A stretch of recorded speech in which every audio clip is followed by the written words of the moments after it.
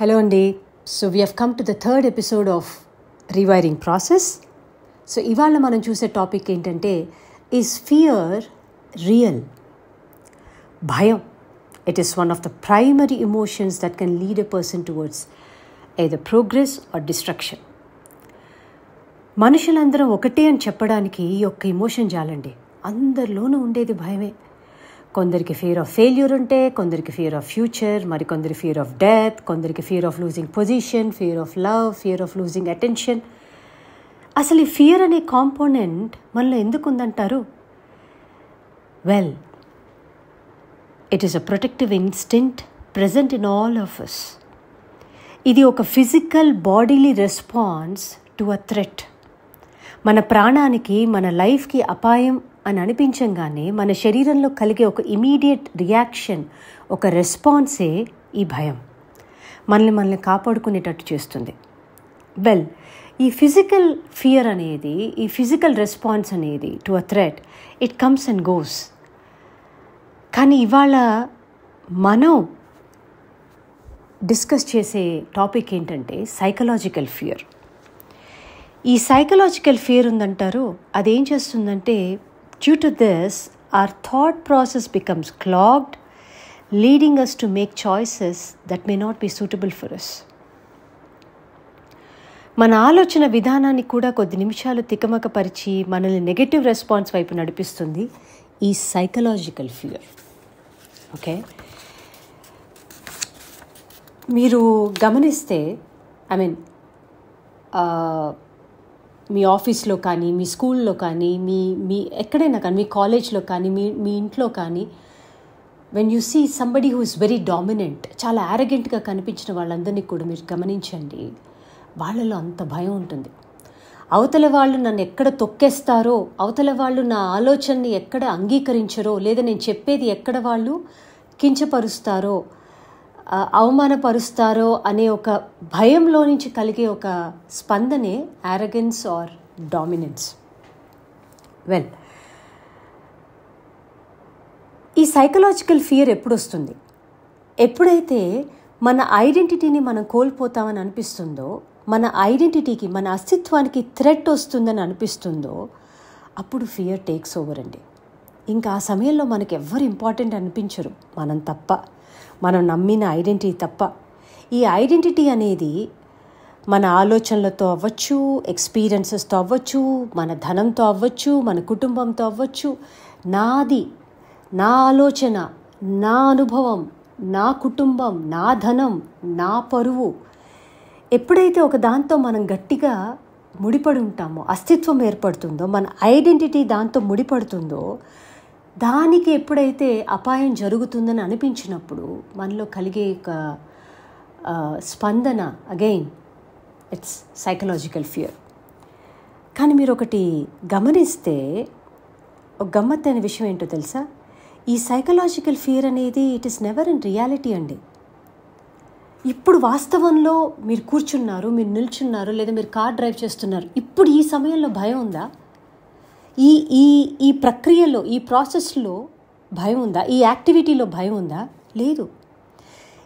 It is stemming either from our past or future. ఎక్కడ కోల్పోతామనో, లేదా ఉన్నది అనుకున్నది విధంగా జరగదేమో అని అనిపించినప్పుడే మనలో ఈ సైకలాజికల్ ఫియర్ అనేది కలుగుతుంది. వెల్, మీ అందరికీ ఒక జెన్ స్టోరీ చెప్తాను. It's about fear. మీలో కొంతమందికి తెలిసి ఉండొచ్చు.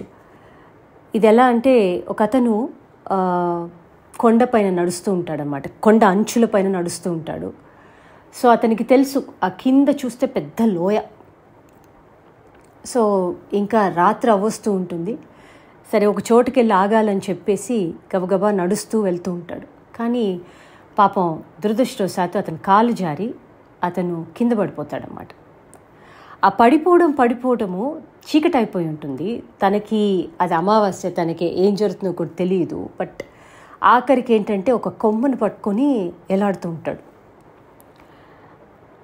ఇంకా రాత్రి అంతా భయం అండి, మనిషిలో భయం. మరి ప్రాణానికి మించిన భయం, ప్రాణం వెళ్ళిపోతుందన్నంత భయము. ఆ భయంకి మించినది ఇంకేముంటుంది చెప్పండి? రకరకాల ఆలోచనలు, నేనేమైపోతాను, నా కుటుంబం ఏమైపోతుందో, నా జీవితం ఏమైపోతుందో, ఇవన్నీ ఇదిలో ఏం చేయాలో తెలియక ఆ ఒక్క కొమ్మను పట్టుకొని అలాగ రాత్రంతా బిక్కుమంటూ ఉంటాడనమాట. ఇంకా తెల్లవారుజామున అయ్యేటప్పటికే కొంచెం సూర్యోదయం వస్తుంటుంది, కనిపిస్తుంది.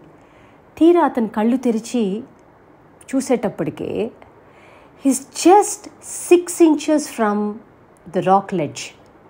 అది ఒక లెడ్జ్ అనమాట, రాక్ లెడ్జ్. దాని మీద నుంచి ఒక 6 inches పైన ఉన్నాడు. అంటే నిజంగా తను వాస్తవాన్ని చూసుంటే అసలు తను రాత్రంతా హాయిగా దాని మీద పడుకొని ఉండేవాడు. ఆ వాస్తవాన్ని చూడలేదు కాబట్టే భయంలో బతుకుతూ వచ్చాడనమాట.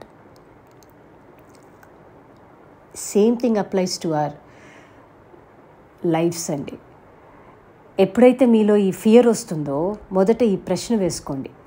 ఎగ్జామ్స్ అంటే భయం, లేదా కంపెనీలో ప్రజెంటేషన్ ఇవ్వాలంటే భయం, లేదా చావు అంటే భయం, ఇలా ఏ భయం వచ్చినా when we are afraid of losing something that we have, whether it is our position or attention or health, all that we need to do is face it.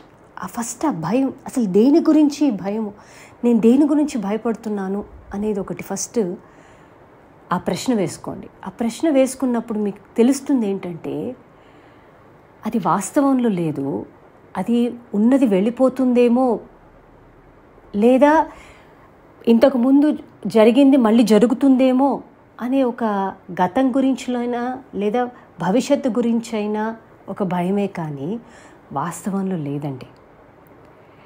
కానీ ఎప్పుడైతే మీరు దాన్ని ఫేస్ చేస్తారో, దానికి సంబంధించి ఏమైనా మీరు స్టెప్స్ తీసుకున్నప్పుడు ఆటోమేటిక్గా ఆ ఫియర్ అనేది వెళ్ళిపోతుంది. ఇప్పుడు ఈత రావాలి, నీళ్ళంటే భయం, కానీ ఈత రావాలి. కానీ నీళ్ళలో దిగితేనే కదండి నీళ్ళ భయం పోయేది. అలాగే మనం దాన్ని ఫేస్ చేసినప్పుడే ఆ భయం ఏంటి, ఓకే నా లోపల ఈ భయం ఉంది అని మీరు ఫస్ట్ దాన్ని అంగీకరించాలి, స్వీకరించి దానికి కావాల్సినటువంటి స్టెప్స్ ఏవైతే ఉన్నాయో, లైక్ మీకు ఒక ప్రజెంటేషన్ ఇవ్వాలి, దాని గురించి మీకు ఒక పబ్లిక్ని మీరు ఫేస్ చేయాలి, విపరీతమైన భయం, కానీ దానికి కావాల్సినటువంటి స్టెప్స్ మీరు తీసుకొని ఆ భయాన్ని ఫేస్ చేసి ఆ పబ్లిక్లో మీరు వెళ్ళి మాట్లాడడానికి ఏ స్టెప్స్ అయితే మీరు తీసుకోవాలో ఆ ప్రాక్టీస్ కానీ అవన్నీ మీరు చేసినప్పుడు ఆటోమేటిక్గా భయం అనేది కూడా వెళ్ళిపోతుందండి. So think about it and have a wonderful day. Thank you. Hello Andy. So we have come to the third episode of